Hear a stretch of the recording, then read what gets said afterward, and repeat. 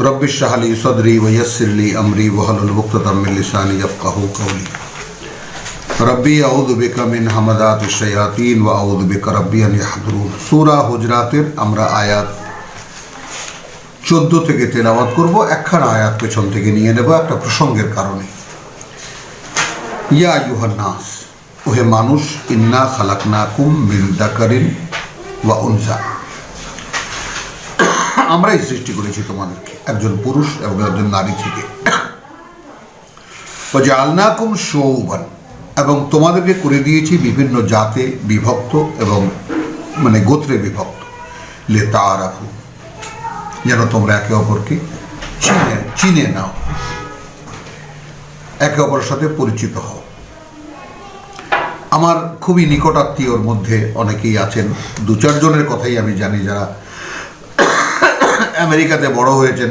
আমারই এক চাচার মেয়ে সেখানে আমেরিকাতে লেখাপড়া করেছে এবং সে একজন বড় ডাক্তারও হয়েছে। সে মেয়েটি বাংলাদেশে এসে তারই আপন চাচাতো ভাইয়ের সঙ্গে তার বিয়ে হয়েছিল, বিয়ে দিয়েছিল। মেয়েটিও মেনে নিয়েছিল যে না, ঠিক আছে, আমরা এই পরিবেশের মধ্যে থাকি। কিন্তু তার চরিত্রটা এমনভাবে গড়ে উঠেছে যে সে শেষ পর্যন্ত শান্তি পেয়েছে একজন আমেরিকানকে বিয়ে করে। এই যে মানুষের যে পরিবর্তনগুলো হয়ে যাচ্ছে, যেটা এখন দৃশ্যমান, এক সময় ছিল না, তো সেই ব্যাপারটা লিতাআরাফু, বিভিন্ন রং বর্ণ গোত্রে বিভক্ত হয়ে আছি, সকলেই কিন্তু একই আদম সন্তান। এখন এই তাআরাফুর ব্যাপারটা আল্লাহ তাআলা এখানে যে আমাদের খুব তাকিদ দিয়ে কথাটা বলেছেন, যেন একে অপরকে চিনতে চেষ্টা করে। যদি এইভাবে তর্জমা করি যে আমি এরকম কালো কেন, ও এরকম সাদা কেন, বা আমি এরকম সাদা কেন, ও এরকম ভূতের মতো কালো কেন আফ্রিকানরা, জেনে নেই, চলো খুঁজে দেখি কি ব্যাপার, তুমি কোত্থেকে, তোমার উৎপত্তি, আমার উৎপত্তি কোত্থেকে। এইগুলোই তো ছিল মানবতার চর্চা, কিন্তু সেটা তো আমরা করি না। আমরা বরঞ্চ জাতীয় বিভাজনটাকে বড় করে দেখি। ওরা নিগ্রো, ওদেরকে ঘৃণা করো, ওরা হোয়াইট, ওদেরকে একেবারে সেই আর্য মনে করো। আমরা যারা দক্ষিণ ভারতের মানুষ, তারা দক্ষিণ দিকে সাগর পাড়ার মানুষ যারা, এরা সবাই রাক্ষস। এইভাবে তো ভাগ হওয়া আছে আমাদের আদি জাতির মধ্যে। যেখান থেকে আমাদের উৎপত্তি, অর্থাৎ হিন্দু থেকে আমরা যেখানে এসেছি, দ্রাবিড় থেকে আমরা মুসলিম হয়েছি, সেই ব্যাপারগুলো তো আছে।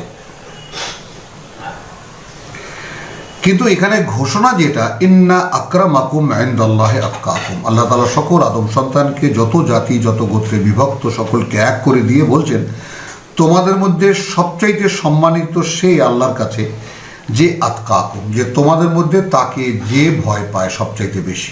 আতকাকুম সর্বোচ্চ সতর্ক সৃষ্টিকর্তার অসন্তুষ্টির ব্যাপারে, যে সে আল্লাহর কাছে সবচেয়ে বেশি সম্মানিত, সাদাও নয়, কালোও নয়, ইত্যাদি ইত্যাদি। ইন্নাল্লাহা আলিমুন খাবির, নিঃসন্দেহে আল্লাহ সর্বজ্ঞাতা, সব কিছুর খবর রাখে। আসলো আমাদের আজকের প্রেক্ষিত জীবন্ত হয়ে যাবে মক্কার এক প্রেক্ষিতকে সামনে রেখে। কালাতিল আরাবু আমান্না, বেদুইনরা এসে বলে যে আমরাও বিশ্বাস এনেছি। কুল, তুমি বলো, লাম তুমিনু, কিছুতেই তোমরা বিশ্বাস আনতে পারো না। ওয়ালাকিন কুলু আসলামনা, তোমরা বলো যে আমরা সমর্পিত হয়েছি, সমর্পণ করেছি আপনার কাছে, আপনার আনুগত্য মেনে নিয়েছি। তাহলে ঈমান আর ইসলামের মধ্যে একটা পার্থক্য দৃশ্যমান, যেটা আমরা সূরা আহজাবে দেখিয়ে দিয়েছি যে ওয়াল মুসলিমিন ওয়াল মুসলিমাত ওয়াল মুমিনিন ওয়াল মুমিনাত। হ্যাঁ,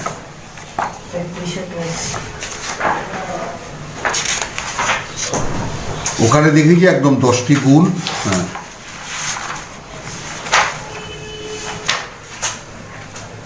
ইন্নাল মুমিনিনা ওয়াল মুমিনাত ওয়াল মুসলিমিনা ওয়াল মুসলিমাত, প্রথমেই ওয়াল মুসলিমিন, ইন্নাল মুসলিমিনা ওয়াল মুসলিমাত ওয়াল মুমিনিনা ওয়াল মুমিনাত। এবং সবচেয়ে ভয়ঙ্কর হলো যে এখানে যে কয়টি গুণকে একত্রিত করা হয়েছে একটি ব্যক্তি সত্তার মধ্যে প্রকাশের জন্য, সেগুলো বিভিন্নভাবে মানুষের মধ্যে আছে। কেউ সম্পূর্ণ সমর্পিত কিন্তু বিশ্বাসী নয়, এটা ভাবতেও অবাক লাগবে। আবার কেউ বিশ্বাসী কিন্তু সমর্পণ নেই তার মধ্যে। বিশ্বাস করে আল্লাহকে, প্রচন্ড রকম বিশ্বাস করে, জীবনটাও দিয়ে দেয়, এরকম বহু মানুষ। কিন্তু দেখা যাবে যে সেই আল্লাহর আদেশ নিষেধের ব্যাপারে সমর্পিত নয়। আবার কানিতিন আবার কানেতাত, একেবারে বিনয়ী বিনীতা, সাদিকিন আবার সাদেকাত, একদম সত্যের সাধক। এরকম বিভিন্নভাবে ভারতের কিছু কিছু এরকম কমিউনিস্ট নেতা দেখেছি, তাদের জীবন দেখলে তো মানে তাজ্জব বনে যেতে হয়, যে তো মানে নবী রাসূলুল্লাহ যেভাবে জীবনযাপন করতেন সেই রকম জীবনযাপন। তাদের সব কিছুই অন্যের জন্য, নিজের জন্য কিছুই না।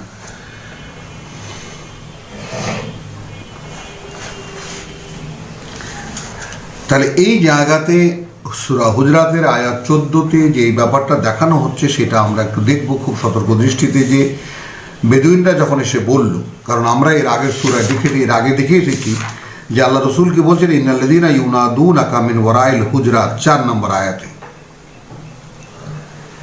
যারা তোমাকে বাইরে থেকে এসে ডাক দেয়, তোমার ঘরের বাইরে থেকে, আকসারুহুম লা ইয়াকিলুন, এদের অধিকাংশই আসলে নির্বোধ, বোঝে না কিছুই। তো সেই যারা বোঝে না সেই লোকেরাই আরাব, বেদুইন। যে বেদুইনরা বলে এসে, আমরা বিশ্বাস এনেছি, কুল্লাম তুমিনু, না বিশ্বাস তোমরা আনতে পারোনি, ওয়ালাকিন কুলু আসলাম না, বরং বলো যে আমার কাছে তোমরা মানে নত হয়েছো বা সমর্পণ করেছো। ওয়ালাম্মা ইয়াদখুলিল ঈমানু ফি কুলুবিকুম, কারণ এখনো বিশ্বাস তোমাদের অন্তরে প্রবেশ করেনি। তাহলে ঈমান এমনই একটি জিনিস যেটা অন্তরে প্রবেশ সাপেক্ষ। আমিও আমাকে যাচাই করে দেখব যে আমার যে বিশ্বাস, আল্লাহ বিশ্বাস, সেটা কি কোনো ধারণা, ভাসমান ধারণা, অথবা আমার অন্তরের গভীর থেকে এই ধরনের কোনো চেতনা আমার ভিতরে আছে, একজন সৃষ্টিকর্তা আছেন যাকে আমি বিশ্বাস করি। এটাও পার্থক্য করে নিজের মধ্যে নিজে দেখা যায়। তাহলে আল্লাহ বলতে বললেন রসুলকে যে না, ওদেরকে বলে দাও যে না, বিশ্বাস তোমরা আনতে পারোনি, বরং বলো যে তোমরা আমার কাছে সমর্পণ করেছো নিজেদেরকে, আমার নেতৃত্ব মেনে নিয়েছো। ওয়ালাম্মা ইয়াদখুলিল ঈমানু ফি কুলুবিকুম, এখনো বিশ্বাস তোমাদের অন্তরে প্রবেশ করেনি। ওয়াইন, তবে যদি তুতিউল্লাহ ওয়া রাসূলাহু, তোমরা আল্লাহর আনুগত্য করো, অর্থাৎ তার বার্তা বাহকের, লা ইয়ালিদকুম মিন আমালিকুম শাইয়ান, তাহলে সেখানে তুচ্ছ করা হবে না, মানে ফেলে দেওয়া হবে না, মানে কোনো ধরনের কোনো পুণ্যকর্ম, অর্থাৎ এ অনুযায়ী কোনো পুণ্যকর্ম যদি করো কিছুই ফেলে দেওয়া হবে না। ইন্নাল্লাহা গাফুরুর রাহিম। তাহলে যেটা হলো যে এখন বেশ যেই বিশ্বাসের 3টি স্তর কিন্তু আমরা সূরা মায়দার আয়াত 93-তে দেখে এসেছি। সুম্মাত তাকাউ, তাই না, সুম্মাত তাকাউ ওয়া আমানু আমালুস সালিহাত, সুম্মাত তাকাউ ওয়া আমানু আমালুস সালিহাত, সুম্মাত তাকাউ ওয়া আমানু, সুম্মাত তাকাউ ওয়া আহসানু।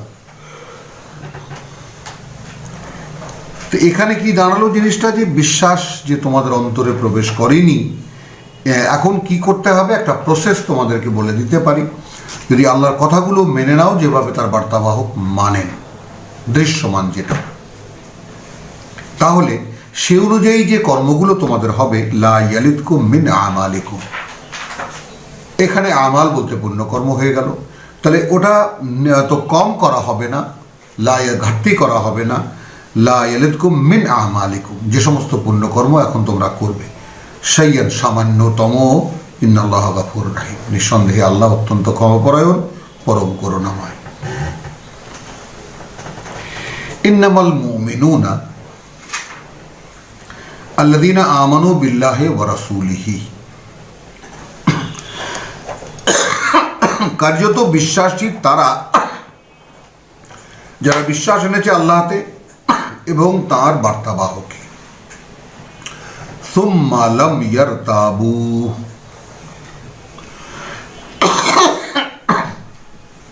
তারপরে আর কোনো সংশয়ের দোলায় দোলেনি, কোনো দ্বিধাদ্বন্দ্বে থাকেনি, ভোগেনি।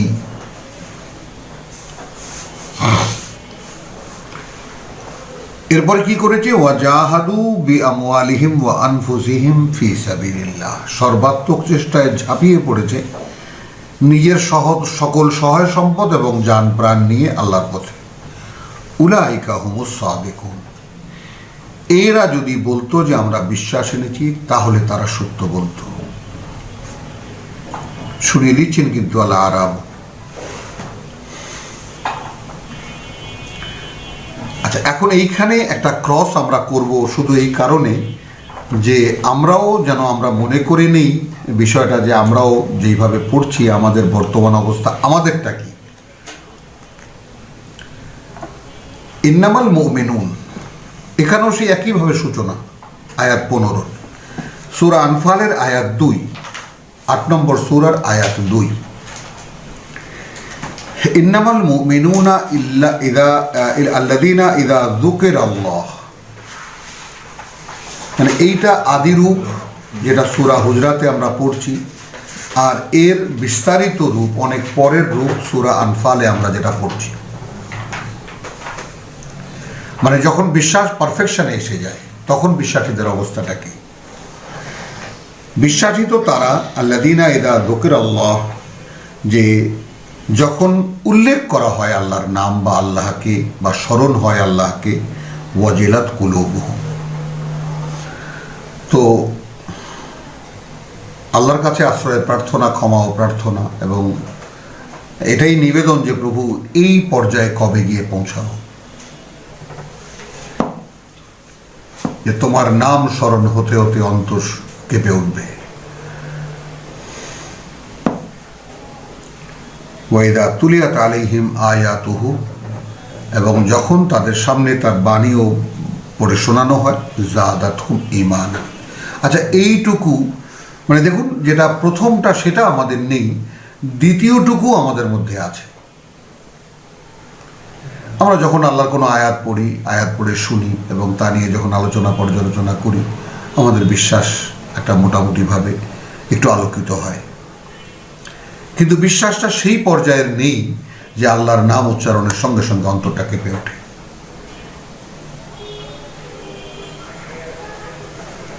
ওয়া আলা রাব্বিহিম ইয়াতাওয়াক্কালুন, এই এখন যেখানে দেখুন ফাঁকটা কোথায়, এবং তারা তাদের প্রতিপালকের উপরে সম্পূর্ণ নির্ভরশীল হয়ে যায়, ভরসা করে। তাহলে আমরা যে ফাঁকার মধ্যে আছি, যে শূন্যতার মধ্যে আছি, সেটাও একটু যাচাই করে নিন নিজেদেরকে, যে ইযা যুকিরাল্লাহু ওয়াজিলাত কুলুবুহুম, এটা আমাদের হয় না। ওয়া ইযা তুলিয়াত আলাইহিম আয়াতুহু যাদাতহুম ঈমানান, বেড়ে যায় আমাদের বিশ্বাস, এইটুকু আমাদের হয় বটে, কিন্তু ওয়া আলা রাব্বিহিম ইয়াতাওয়াক্কালুন, এবং তখন তারা তাদের সৃষ্টিকর্তার প্রতিপালকের উপরে সম্পূর্ণ নির্ভরশীল হয়ে যায়। এটা তো আমরা হই না,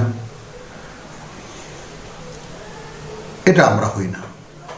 আমার জনৈক চাচা ব্যারিস্টার কোরবান আলী সাহেব বলেছেন যে আমরা, আমার নাম ধরেই ডেকে বলেছেন যে দেখো, আমরা আল্লাহ ভরসা করি কিন্তু কোচরে আটানা পয়সা রেখে নেই, কোচরে আটানা পয়সা রেখে নেই। খেওয়াঘাটে গেলে যদি তখন আল্লাহ না থাকে, তখন মাঝি তো ছাড়বে না, আটানা তো তাকে দিতেই হবে। তো সেই রকম আমরা আল্লাহ ভরসা করি বটে, কিন্তু আসলে আল্লাহ ভরসা কতটা করি আর নিজের উপরে কতটা ভরসা করি সেই ব্যাপারটাও খতিয়ে দেখার সময় এসে গেছে। আল্লাযীনা ইউকিমুনাস সালাত ওয়া মিম্মা রাযাকনাহুম ইউনফিকুন উলাইকা হুমুল মুমিনুনা হাক্কা, এরাই প্রকৃত অর্থে বিশ্বাসী। সূরা আনফালের আয়াত 2, 3 এবং 4। লাহুম দারাজাতুন ইনদা রাব্বিহিম ওয়া মাগফিরাতুন ওয়া রিজকুন কারীম। আর এখানে আসলো ইন্নামাল মুমিনুনা আল্লাযীনা আমানু বিল্লাহি ওয়া রাসূলিহি, বিশ্বাসী তো তারা যারা বিশ্বাস এনেছে আল্লাহতে এবং তার বার্তাবাহকে, সুম্মা লাম ইয়ারতাবু, তারপরে আর কোনো সন্দেহের দোলায় দলিনি। হ্যাঁ, ওয়াজাহাদু বিআমওয়ালিহিম ওয়া আনফুসিহিম ফি সাবিলিল্লাহ, সর্বাত্মক লড়াইয়ে ঝাঁপিয়ে পড়েছে তাদের যা মানে জীবন প্রাণ এবং তাদের সহায় সম্পদ নিয়ে।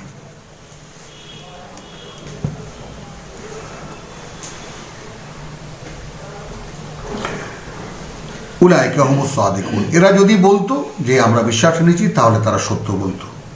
কুল আতুআল্লিমুন আল্লাহ বিদীনিকুম। কথাটা মানে তোমরা আল্লাহকে নিজেদের দিন পালনের সংবাদ জানাইতেছ। এখন দিন শব্দটি এখানে কি ভাব প্রকাশ করে?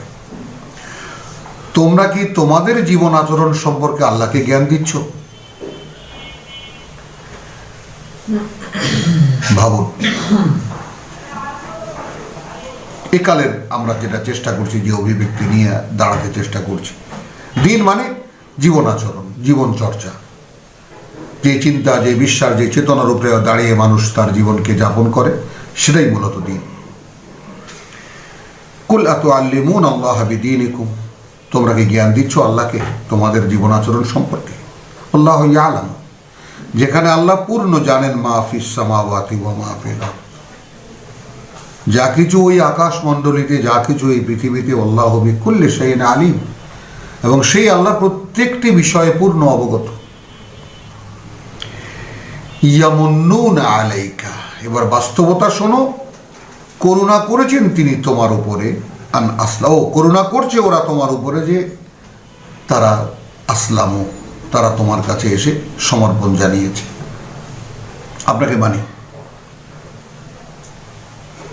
কুল্লা তামুন্নু আলাইয়া ইসলামাকুম, মানে কোনো অনুগ্রহ করনি, করুণা করনি তোমরা, করুণা করা হয়নি তোমাদের আমার উপরে, তোমাদের এই আমাকে সমর্পণ জানানো, আমার কাছে এসে আমাকে মেনে নেওয়ার ব্যাপারটা ঘোষণা করে।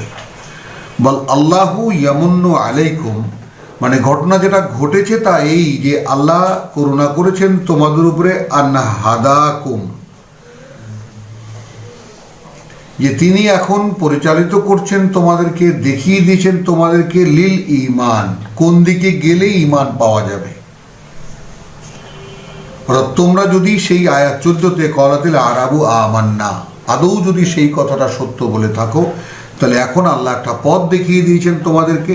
বল আল্লাহু ইয়ামুন্নু আলাইকুম, আল্লাহ করুণা করেছেন তোমাদের উপরে, আন হাদাকুম, যে তিনি তোমাদেরকে সেই পথ দেখিয়ে দিয়েছেন, লিল ঈমান, কোন পথে চললে বিশ্বাস আসতে পারে।